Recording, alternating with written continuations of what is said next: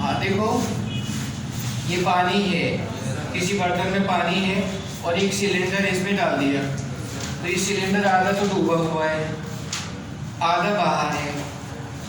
और जब इसको हम नीचे दबाते हैं तो तेरी ऊपर आएगा, छोड़ दिया तो ऊपर आएगा।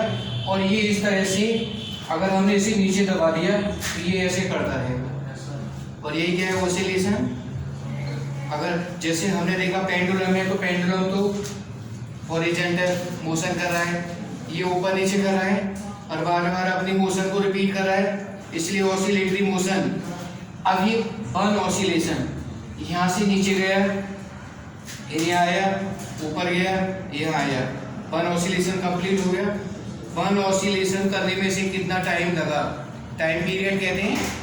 और एक सेकंड में कितनी बार ये ऊपर नीचे हो जाएगा, ये होगा फ्रीक्वेंसी। तो उसका हम फॉर्मूला बता रहे हैं। ये माना कि इसकी हाइट है ना, h हाइट, ये पानी में डूबा हुआ है और इसको अर्थ के ऊपर, मैंने बताया अर्थ के ऊपर जी की वैल्यू होती है 9.8, ये एक्चुअल होती है, पहले हम 10 ले लेते, राउंडिंग है 10 की। लेकिन अर्थ के नीचे जाए डेप्थ में जी की वैल्यू कम होती जाती है, वजन कम हो जाएगा, ऊपर भी जाएंगे कम हो जाएगा। अगर मून पर जाएं तो हमारा वजन यहाँ 60 किलो है, तो मून पर 10 किलो होगा, बताया था। हाँ, अगर हम यहाँ 1 मीटर उछल जाते हैं मून के ऊपर, हम 6 मीटर उछल जाएंगे। वहाँ पर ग्रेविटी कम है, इस ग्रेविटेशन एक्सेलरेशन की वजह से ऐसा होता है। और जुपिटर प्लैनेट सबसे बड़ा है, जुपिटर बड़ा है ना, मून छोटा है, मून तो छोटा है ना, तो मून पर जी की वैल्यू कम है, लेकिन जुपिटर बड़ा है, जुपिटर पे जी की वैल्यू ज़्यादा होगी। अगर किसी का वजन यहाँ पर 20 किलो है तो जुपिटर के ऊपर लगभग 200 किलो का होगा। तो उसका, क्योंकि वो जी पर डिपेंड कर रहा है, जितना मास ज़्यादा है वहाँ पर जी ज़्यादा होगा। तो मैंने बताया कि यहाँ पर h हाइट तक पार्टी को भी अगर पानी में डुबो दिया तो आधी डूबी रहती है, फिर उसमें थोड़ा सा पानी डाला और डुबो दिया तो आधी डूबी रहेगी, और फिर उसको हमने थोड़ा सा दबा के छोड़ दिया, करती है ऐसे। तो दिस इज ऑसिलेटरी मोशन, इसी को हम वाइब्रेटिंग मोशन कहते हैं।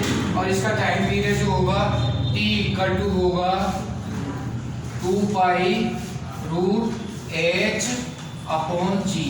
तो जी तो मालूम है, लेकिन मैं अर्थ की बात नहीं कर रहा, हम ये बात कर रहे हैं कि मानो कि ये कहीं दूसरे प्लैनेट पे, कोई दूसरा प्लैनेट है जहाँ पर जी की वैल्यू बहुत ज़्यादा है, जहाँ जी की वैल्यू है मानो कि 121 है मीटर पर second square, any other planet not on earth.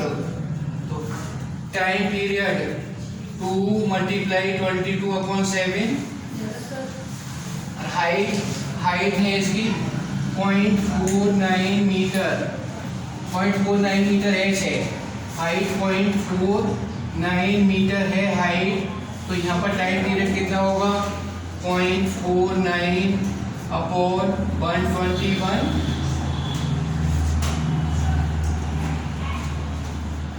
तो 44/7, 49 अपॉन 121 मल्टीप्लाई 100, डेसिमल के 2 प्लेस हटा दिए, डिवाइड किया, अब इसका रूट कर दिया, 22/7 मल्टीप्लाई 7/11 मल्टीप्लाई 10, इसका रूट ही होता है 11, 100 का 10 होगा रूट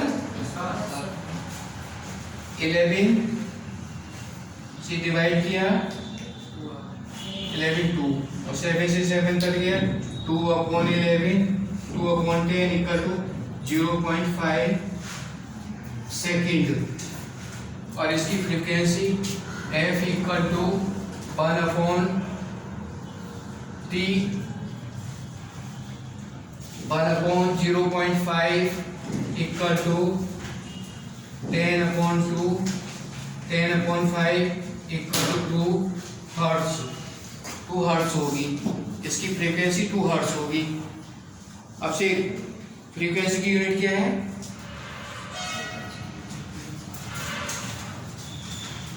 फ्रीक्वेंसी यूनिट, विशेष फ्रीक्वेंसी की यूनिट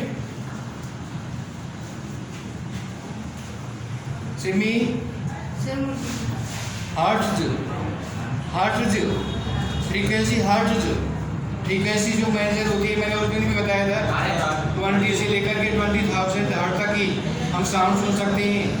20,000 से ज़्यादा की भी अगर साउंड होगी ना तो वो सुनाई नहीं देगी, और 20 से कम की भी नहीं सुनाई देगी। Sit down. हैप्पी नहीं आया, मिटा दूं?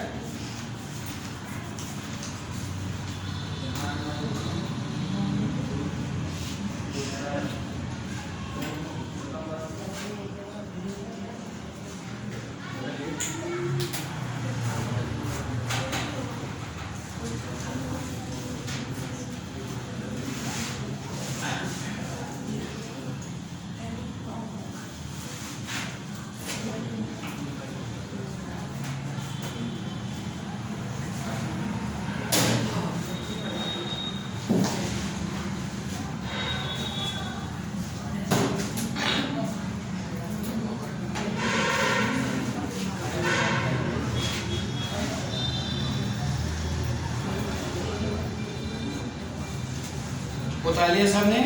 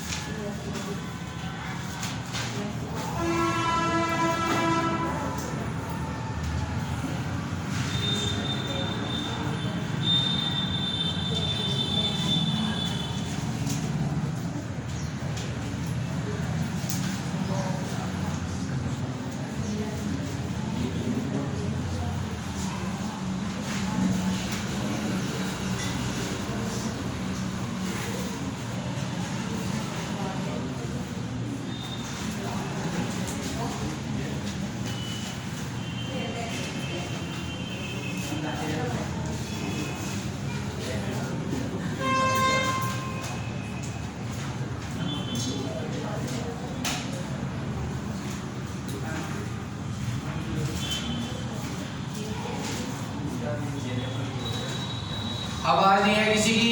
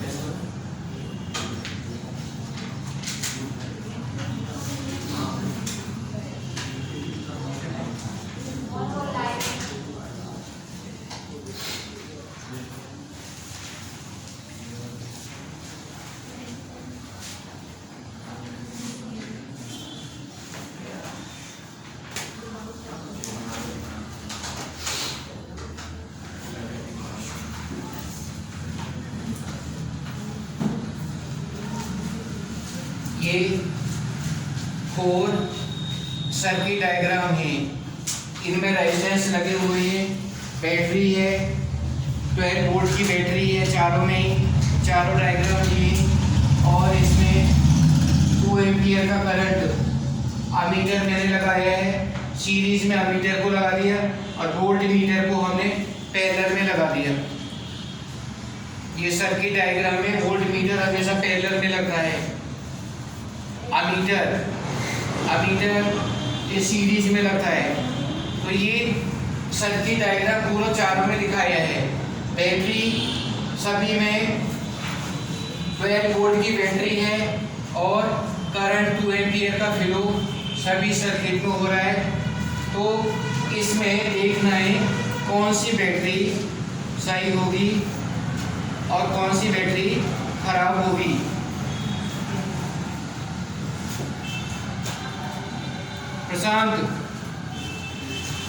प्रशांत खड़ा हो जा, कौन सी सही है? ये वाली सही है, ये वाली बैटरी सही है। अच्छा बैठ जा। अब कैलकुलेशन से मालूम कर होगा। ये तू बता मयूर कौन सी सही है? थर्ड वाली। देखो हमें कैलकुलेशन से निकालना इसकी, तो ये फर्स्ट वाली सही है और बाकी जो है ना ये अब हम कैलकुलेशन से निकालेंगे कौन सी बैटरी सही होगी। I equal to E upon first वाले में E upon R plus R, ये फॉर्मूला है। रेजिस्टेंस सीरीज में प्लस हो जाते हैं, तो यहाँ पर जो फर्स्ट वाले में I equal to 2 equal to 6 12 total इसका रेजिस्टेंस R 5.6 टोटल हो गया। R प्लस R हमें मालूम नहीं है, ये प्लस हुआ 5.6 plus R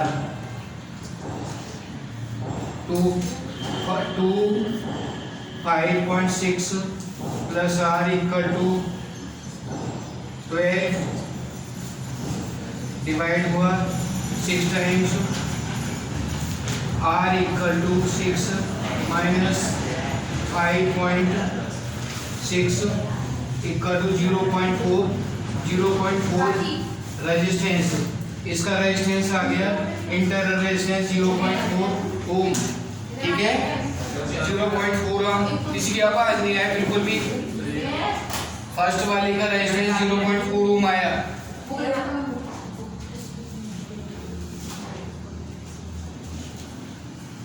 second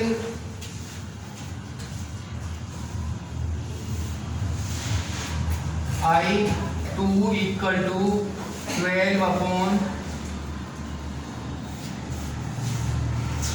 5.5 plus R 2 multiply 5.5 plus R equal to 12 6 times divide हुआ R equal to 6 minus 5.5 equal to 0.5 और 2 equal to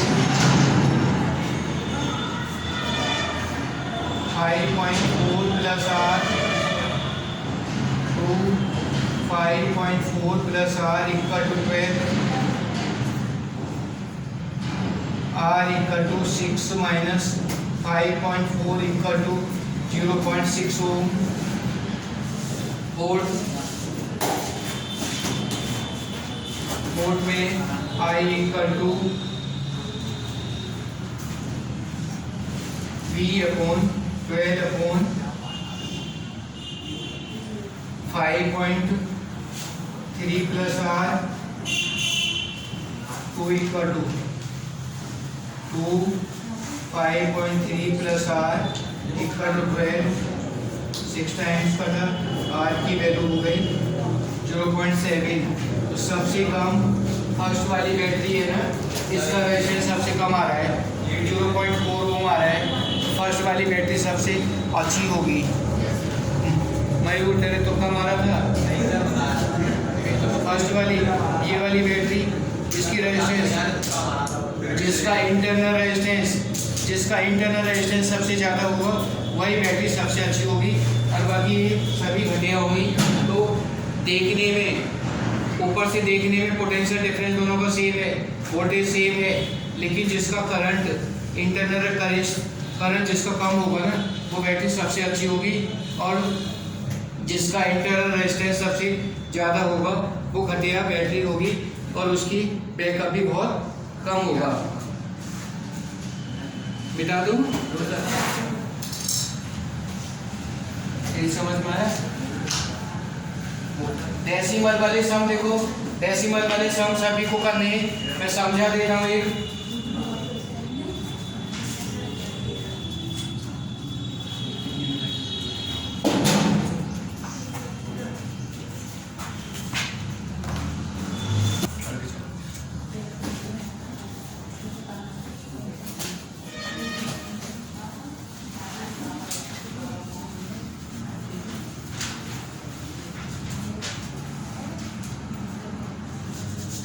decimal multiplication 2 multiply 5.1 plus 4 multiply 4.1 minus 8 multiply 3.1।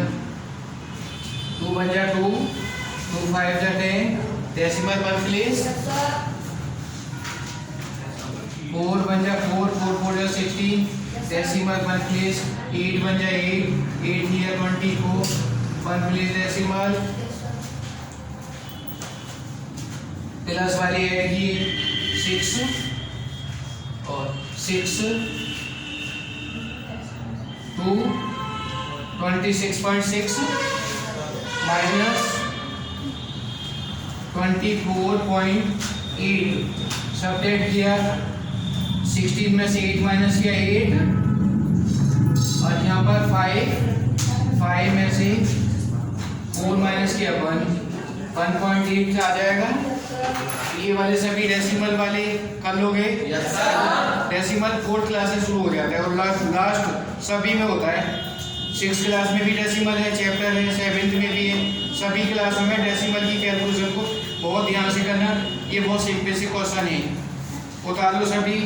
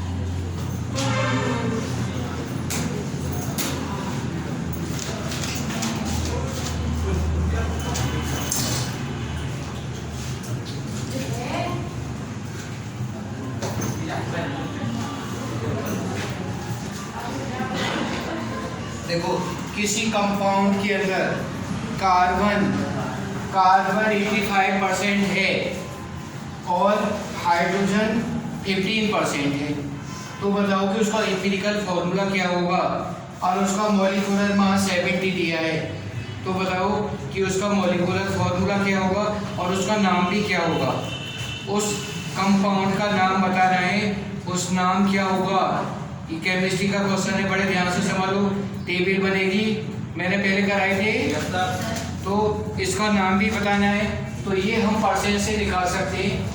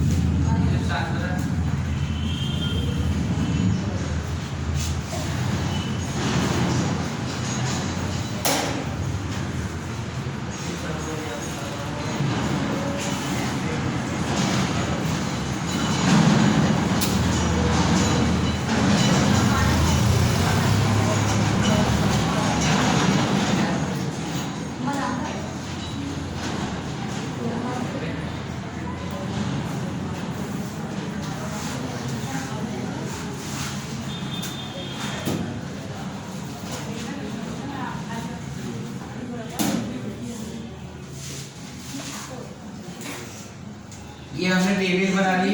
Element carbon और hydrogen है ना, carbon hydrogen. प्रशांत, carbon का atomic mass कितना है? खड़ा हो जा।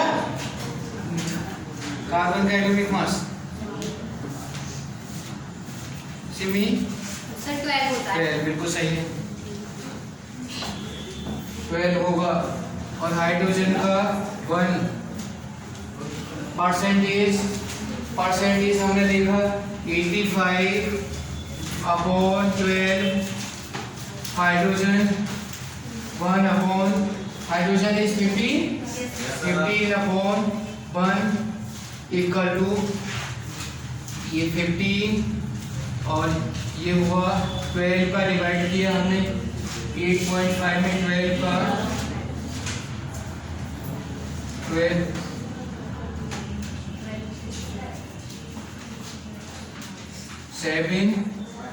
7.5, ये 7.5 बाय डिवाइड हो जाएगा। ये 15, इन दोनों में 7.5 छोटा है ना, तो जो छोटा नंबर होता है उसका डिवाइड कर देते हैं।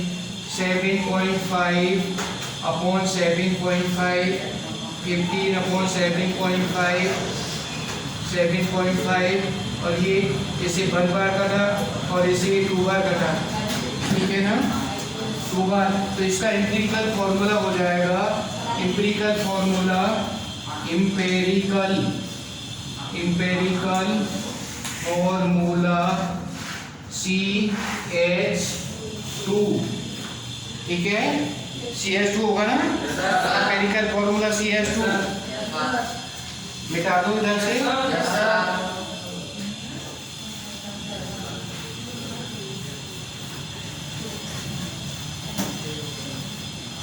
empirical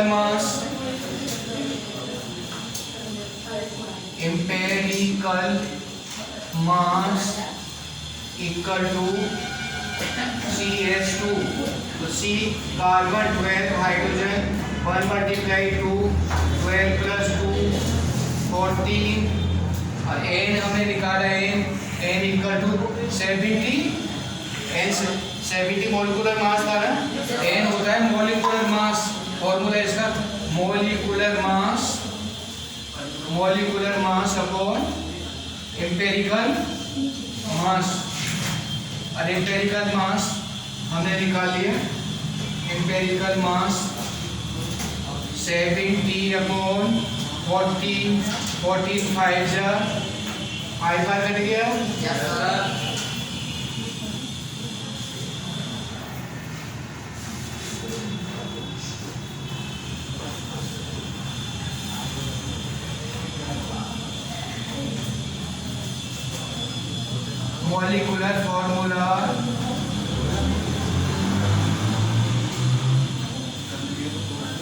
molecular formula equal to a empirical formula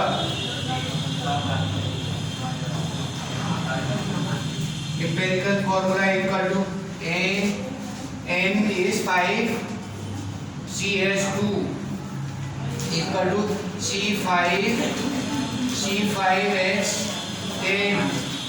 C5H10 इसका नाम क्या होगा मयूर?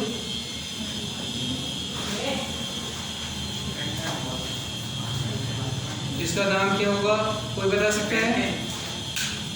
पेंटीन, ये पेंटीन होगा, pentene.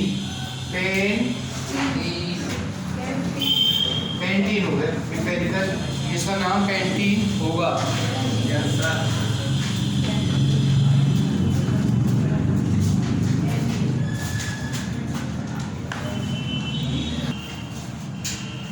Find the empirical formula and molecular formula of these compounds.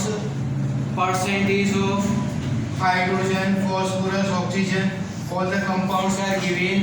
All the students write this and find the empirical formula, molecular formula. Whatever I have taught you have to do, and there will be you have to learn the atomic mass of each element. Unless you have not learned the atomic mass, you are not able to calculate the empirical formula.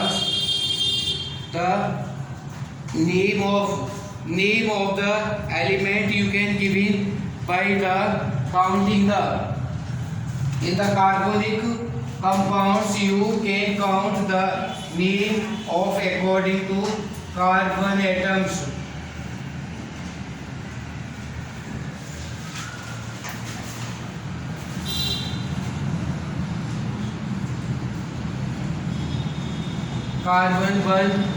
Carbon 1 meth, 2 eth, 3 prop, 4 bute, 5 pent, 6 hex, 7 hept, 8 oct.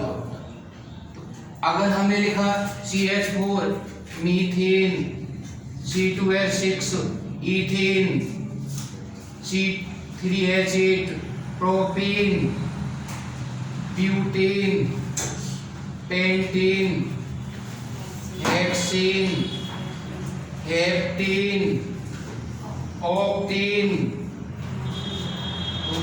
By the counting the hydroatom, counting the carbon atoms, name of these. तो इनके नाम जो देंगे ना, carbon का एक है तो मेथेन, 2 आ गए एथेन, 3 हो गए propane, 4 butane, 5 pentane, 6 hexane, 7 heptane, 8 octane. Carbon की काउंटिंग से इनके नाम सभी के लिखे जा सकते हैं.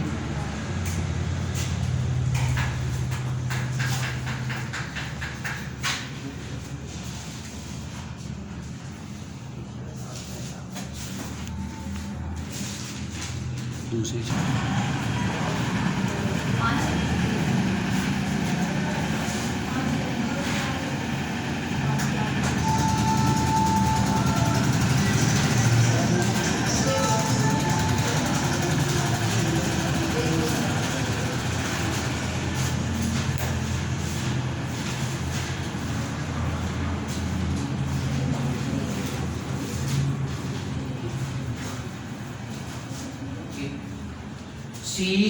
C10H20, इसका नाम क्या होगा? हाँ, ये डेकीन होगा. ये डेकीन, वो उधर होता तो डेकीन, और यहाँ पर decene. Ethene, propene, butene, pentene, hexene, heptene, octene, nonene, decene. तो यहाँ पर ईन हो गया, उसमें ईन नाम वही था. ये सैचुरेटेड हाइड्रोकार्बन एल्कीन, कीन में ईन आएगा. Methane, ethane, propane, butane, pentene, hexene, heptane, octene, nonene, decene. Alkene में आया alkene, ethene, propene, butene, pentene, hexene, heptene, octene, nonene, decene. ये सभी नाम याद होने चाहिए. और मैंने जो न्यूमेरिकल दिया, जैसे मैंने न्यूमेरिकल दिया, उसमें नाम भी लिखना पड़ेगा कि कौन सा कंपाउंड बना और उसका नाम क्या है. समझ में आ गया ना? खाली परसेंट दी होगी कि ये परसेंट है और कुछ नहीं होगा. एटॉमिक मास भी अपने ओर से लगाना है. फिर उसका नाम लिखना है कि इसका नाम प्रोपीन है, इसका नाम एल्कीन है, ये एल्काइन होगा, एथनोइक एसिड होगा, प्रोपीन होगा, ब्यूटीन होगा. वो हम परसेंट से ही कैलकुलेशन कर सकते हैं। इनके फॉर्मूले और इनके एटॉमिक मास ये सभी को याद होने चाहिए, एटॉमिक नंबर सभी के याद होने चाहिए।